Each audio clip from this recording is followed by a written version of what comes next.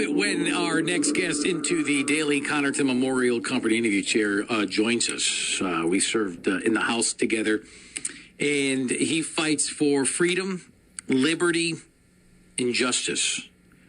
While I was fighting for justice in the American way. No, that was Superman that did that. Yes, that was Superman. Life, liberty, justice in the American way. Let me put my cape away. Hold on one second. But here's the thing about him is that this guy has really created quite a following around the state. Even if you, whoever, regardless of who your state senator is or your state representative, he's become a listener favorite, and he does this for you. That's something. You know you're reaching people when they're not even your constituent. They can't even vote for you, but they just come up and say, thank you for doing all that you're doing. Good morning. It's Gary Byron, 9/11 here on this Monday morning. I'm so happy to have you aboard the old morning train. He's the ranking member on the Housing Committee, ranking member on Labor and Public Employees Committee, as well as the ranking member on the Judiciary Committee. And he really stands toe-to-toe with woke liberals for hours on end during the Senate debates over at the Capitol. And he often does it by himself. Let's welcome back State Senator Rob Sampson. Senator, good morning. Good morning, Gary. Thank you so much for that very humbling and very generous introduction. You've earned There are a lot of other warriors doing what you and I have done in the past and what you do every day on the radio. Listen, I mean, we all have our role to play. You know, if we're going to take back our state, if we're going to take back our country, then we've got to work in unison. You know, we got to work together on this. Yes, By the way, we've got to get you maybe into our studio sometime in June. You know, when I know the session's going to be over in about a week or so, and maybe we can talk extensively. You know, maybe get a lightning round with you or something like that. I think that'd be a lot of fun. We can get listeners to call up and ask you questions and have some fun here some morning. that would be fabulous. I love to take listener questions, and I'm counting the days till session is done. So. Now, that's not this Wednesday, but the following Wednesday, right? The 8th? That's right. 9 more days. Okay. So is this the most woke session that you've experienced? Oh, that's a really good question. I don't know. It remains to be seen what they're actually going to try and move. I mean, there are probably more woke bills this session. You know, we have bills about how we need lactation consultants and in massive expansions of DEI. If I think about it, I can probably come up with some more. But it's been around for years, as you know. But it really depends on, what bills they attempt to actually pass. Because, there's always a few lawmakers on the Democrat side that are kind of out there. They put in crazy bills every year. So whether those bills get traction, that's the question. And all the DEI stuff, diversity, equity, inclusion. I mean, even when I was with you, we didn't have that. I mean, we had bleeding heart liberals and far left extremism. But the DEI, even wokeism wasn't even that pervasive when I was with you a few years ago. This DEI stuff, though, is insane. What are your thoughts on it? Yeah, they have a bill, actually, that came out of the Labor Committee. It's Senate Bill 414, I think it is. It might be 415, one or the other. But it's a crazy bill. Not only is it expensive, because what they want to do is they want to place a DEI director in every state agency. And the idea behind this is that this director is more or less going to be the second in command to every commissioner of every state agency. So, I mean, those commissioners make a tremendous amount of money. These DEI directors are going to certainly make six figures plus benefits, et cetera. So it's going to be very expensive to put one in each one of those roles across the state. But their goal and the responsibility that they will have based on the bill that's been presented to us is that they will be effectively the gatekeepers for every policy decision made by that state agency to make sure it meets the woke standard. And when I say the woke standard, if you read through the bill, it's all about reparations. It's all about critical race theory. It is all about, steps beyond affirmative action. basically, the most woke version of critical race theory is what they're trying to place as a mechanism within the state government bureaucracy. I battled that bill for quite a while in the Labor Committee, and honestly, it's one of the things I'm most proud of because, you can probably remember this, Gary, that any time, the subject of racism or the subject of, intolerance or even the word slavery is mentioned in the legislature, people tend to clam up because they don't want to be engaged in the conversation because, the left, let's face it, they use it as a hammer, and they try and bully people by scaring them that they're going to be called a racist or something. So I just stood right up to them and I told them, I said, you guys are the ones pushing the discriminatory language here, not me. And I think I made a good case. Yeah, I don't know how you do it because I would imagine obtaining a job based on your merit, your education, your experience. I mean, that's earned, but or getting a job because you check off a box through DEI, I mean, I don't know, but I don't want my pilot to have earned his job or my surgeon I got this job. I graduated, 110th in my class out of 150, but they had to hire me because, I checked off some boxes on them.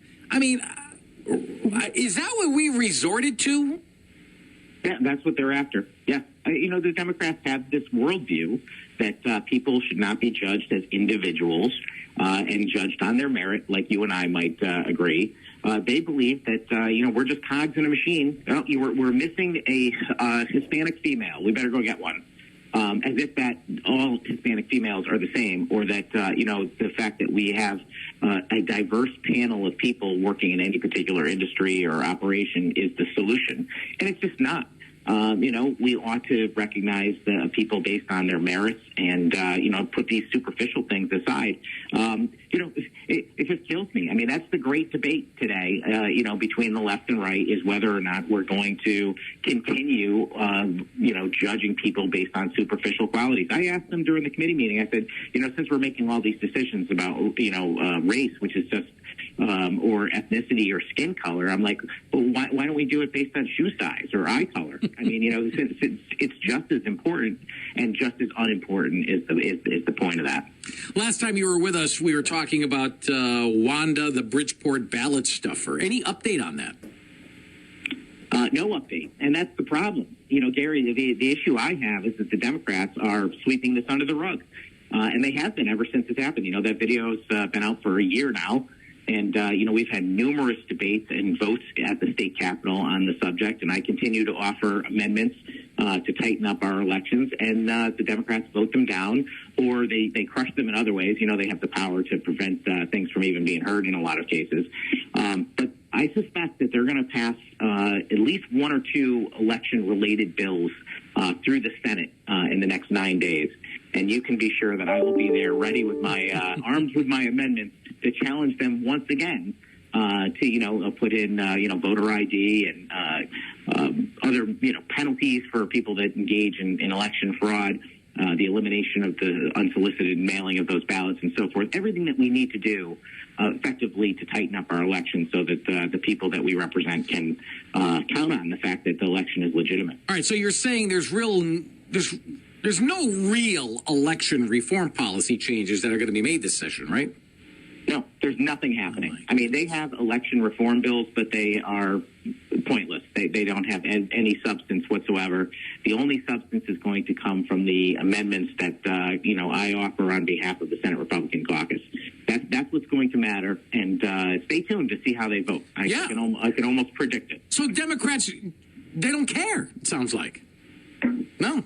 That's every indication tells me that they don't care. And, I don't want to jump the gun because I'm going to give them one more chance this session to do the right thing. And I'm going to put as much pressure as I possibly can on that happening. And, in fact, I'll make a point of giving you a heads up the second I hear about this vote because I want the people of Connecticut paying attention. I really, really want the people of Connecticut paying attention to whether the Democrats vote to shore up our elections or not. And I really want some pressure on the press, too, because the press has failed to really hold the Democrats accountable on this subject, and they should. Good. Yeah, give me tip me off on that. Open borders truly impacts Connecticut taxpayers. I say this over and over. You don't need to be a border state because they're coming here. Talk about that. Maybe articulate, because I talk about this often, and sometimes people get it and sometimes people don't. But I think if they hear it directly from you, Senator, it'll resonate better. Yeah, Gary, I'm so glad you asked me about that because it's something that I've been, talking about, ever since I got there. I think, shortly after I was first elected is when they passed the law for drive-only licenses, which is the driver's licenses that we offer to illegal aliens. So you're not even supposed to be in the country at all. And yet here we are. We're going to give you a driver's license. And protect you and shield you from the federal immigration authorities. And that's just, icing on the cake because you come to find out after you do a little research that, illegal aliens are eligible for basically every state benefit that there is. There's no questions asked. We have a don't ask, don't tell policy, so they're getting all the same benefits from, Section 8 housing to, various types of heating assistance. Health care, as you know, is something they keep debating in the legislature and expanding. So effectively, Connecticut has a flashing neon sign that says, once you cross that border, come to Connecticut because, we're handing out all the best stuff here. And the Democrats obviously know this. They're doing it purposefully. And I want to draw attention to it because I think it's, a part of the affordability problem in the state of Connecticut. Obviously, all of those benefits don't, come for free where they're coming from us, taxpayers. And there's also an element of the crime issue. And, of course, I don't want to be, completely down on every person based on their immigration status, although I think that, it's wrong. It is a crime, and you ought to come to this country the correct way. Mm-hmm. And I certainly think we should honor people that come to America to be part of our great fabric and our culture, but do it the proper and honest way. But the issue is really about criminal aliens. People that actually have criminal records and are a danger to our society. The Democrats in Connecticut have actually passed numerous policies that shield them from federal immigration authorities, and I think that's a real problem. And what purpose does that serve? I've been talking about this, and nobody else in the legislature wants to. It kills me. I put in bills every year on this subject. They never get a hearing. I've written numerous op-eds, and I do going to be the biggest issue this coming November in the national election, and I think it's an opportunity for us here in Connecticut to draw attention to it also. What are they? I got to take a break here. Just 9 o'clock. Our guest, State Senator Rob Sampson. All right, let's talk a little bit about bad bills. All right. What? Let's start. Well, let me ask you first. What bad bill should we be aware of most? How about the paid sick leave bill? Oof. Yeah, paid sick days passed the House of Representatives, I think last week, Thursday maybe. Yeah. And it's coming to the Senate any day now. In fact, I spent a few hours last night actually going through the bill and annotating it and making my notes and writing my questions in the margin. And you can be certain that when that comes to the Senate, I'm gonna put up quite a fight. But they want it. It's quite simple. The Democrats have choices to make every day. There's 9 days left. There's hundreds of bills in the hopper. They're going to have to pick and choose which ones they want. And clearly, they were willing to give up a whole day in the House to get that bill passed. So, and they know that's going to take, a whole day in the Senate, too. So that's one that they're probably going to go for. And what a terrible piece of policy. We currently have this legislation, but it affects businesses with 50 or more employees. This is going to affect businesses with as little as one employee. So, if you're somebody who owns a small store, a dress shop, or, something like that, and you hire someone to run your store for you, effectively that person has now got, paid sick days that you've got to provide for them because the state of Connecticut says so. And effectively, they could put you in a real bind if you've got no one to operate your business on a specific day. The issue I have with these things, Gary, is simply it's a taking of freedom. First off, the Democrats want to pretend that they're so charitable because they're giving away something that doesn't belong to them. They're giving away benefits. Well, that's their MO. The employers to give. But the idea is that these things are decided between employers and employees. That's how pay should be determined. That's how benefits should be determined, and it's a negotiation. And the state may be forcing these businesses to provide these benefits, but it doesn't come for free. I can promise you that employers are going to adapt and adjust and pass it on to consumers, or they're going to deduct a benefit somewhere else instead. But what the problem is that the employees giving up their freedom to make their own choices too, because they might have preferred something instead of 5 paid sick days. For example. How can the Connecticut be open for business? How can we'll talk to Chris Deep and Tima next Monday, a week from today, from the CBIA. I don't know how we could say we're pro small business when that's about as anti-small business as you can get. All right, but let's get to the bill prohibiting cops from making secondary stops. Oh, what a terrible bill that is, too. Yeah, that's pretty straightforward. Yeah, well, true. It's just another bad idea. I mean, look, there's been a train of terrible legislation on criminal justice. I think everybody knows that. I think your listeners definitely have heard this all before. We let violent felons out of prison early. We erased criminal records. We got rid of consent searches. We got rid of lots of things. We undermined police officers by taking away their qualified immunity. Obviously, crime is a problem in the state. It's not going to turn around unless we elect Republicans instead of these Democrats who actually believe in law and order and the criminal justice system to protect the citizens of Connecticut. I mean, number one on the list of what your state government should be responsible for, in my opinion, is public safety, and the Democrats have shirked their duty on that. Unemployment benefits for striking workers. Yeah, this is madness. They've brought this bill back 3 or 4 times now. I've debated it, ad nauseum. And again, it's another bill. It's going to take them a whole day in the Senate if it comes to me. It makes no sense. I mean, in order to be eligible for unemployment in the state of Connecticut, 3 things have to happen. You have to be out of work for no fault of your own. You have to be able to work. And 3, you need to be able to and looking for work. And this bill provides unemployment compensation to people that don't meet any of those requirements because they're actively on strike. They've left their job purposefully, and they have no intent on working despite the fact that they're able. And I think it's unfair, and it's completely wrong. It will give unions, obviously, a stronger foothold in negotiations. And that's not our role. The state government should be trying to level the playing field in all negotiations, provide fairness and protections for everyone, and not picking sides. And sadly, that's what's going on, is the Democrats pick sides, and they always pick the side of labor. All right, last one. I only have about 30 seconds. The EV task force or the EV study bill, what's up with that? Really short, really quick. It's still out there, Gary. I have no idea what the status of it is currently, but it's still out there. It could come to us at any time. All right.